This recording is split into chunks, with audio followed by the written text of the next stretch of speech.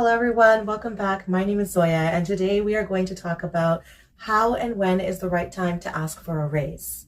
Small disclaimer I'm going to add in here is that this is based on the perspective of non-union positions. So when you started a company, you have 3 months of probation, and then generally you have a review, a performance review at 6 months to a year after. Those are the perfect times to plan for asking for a raise. How do you know you deserve a raise? Okay, well, let's take a look at what your job description is. It should be very easy to take a look at the list that they gave you when you were hired and see whether you are fulfilling the job description or not. From there, see if you're exceeding your job description. Are you doing 2 to 5 to 10 things more than what is listed on that paper? If so, are they things that you think could be looked at as being a whole second position or half of a second position, or just a little bit more than what you are already doing right now? If you're only doing a little bit more than what your job description says, I would wait till the year mark before you ask for a raise, just because it really doesn't give them enough time to have you be valued as a loyal employee for them to want to give you a raise.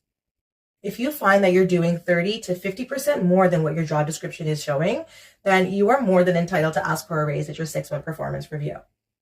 To ask for a raise, make sure you're keeping it professional. Do a write-up separately, either on a Word document or an email, and have a type-up of how much you make right now, what your job description is, and then follow it up with what you've been doing, what successes and achievements you've already achieved at your current pay rate, what you would like, and why you think you deserve it. This makes it very easy for your employer or your management to look at the statistics of you as an employee. The perfect time to apply for a raise is about 2 to 3 weeks before your performance review, but just make sure that during that time you stay on best behavior too. What you want to do is either print out and hand that into management, or you can do it via email and CC whoever's involved with your payroll.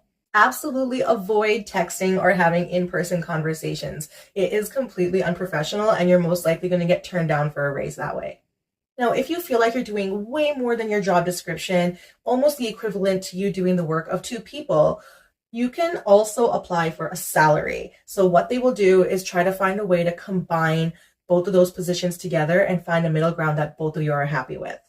I'll use my own experience as an example of when it might be beneficial to ask for a salary combination instead of just a raise.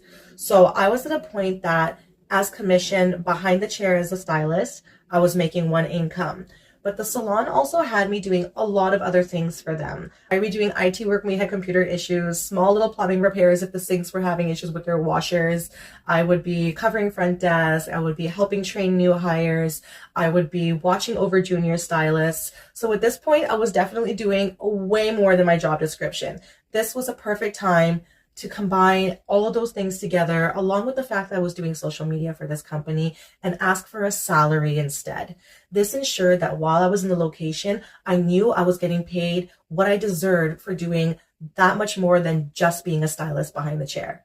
The good thing is that companies love having employees like that. If you can show that you're versatile or you're a jack or a Jill of all trades, you are more likely to get a raise when you ask for it, because they can see that you are an asset to the company. Another great tip to remember is that it's in the employer's best interest to have you be paid as less as possible. So what you want to do is make sure that you're asking for a little more than what you know you're going to get, because it's more of a negotiation. There may be a little bit of back and forth between you and your management. Since this is a negotiation, you want to make sure you have a little bit of an ace of spades in your back pocket. What this means is that, say your employer is only offering to give you a 2% raise, but you were asking for a 5% raise. What you could come back with is say, I'm willing to try and achieve this set of goals by this set of time, but only if you are able to give me 3% or 4%. Because your employer can see that you're willing to go over and above what you already have been doing in your job description, they're going to be more inclined to give you that raise. You want to avoid asking for a raise when your company is going through layoffs, budget cuts. Around the holidays is a really hard time for a lot of companies too, especially smaller businesses. So it is a little bit of a touchy area. Try to learn what the high peak times of your company is, when they're earning the most, when the company is thriving, and that's when you can try and align applying for your raise. So before I finish off today, just a quick reminder to everyone that what you make is completely confidential. Keep that between you and your employer. Thank you for watching, everyone. Like it, subscribe it. See you next time.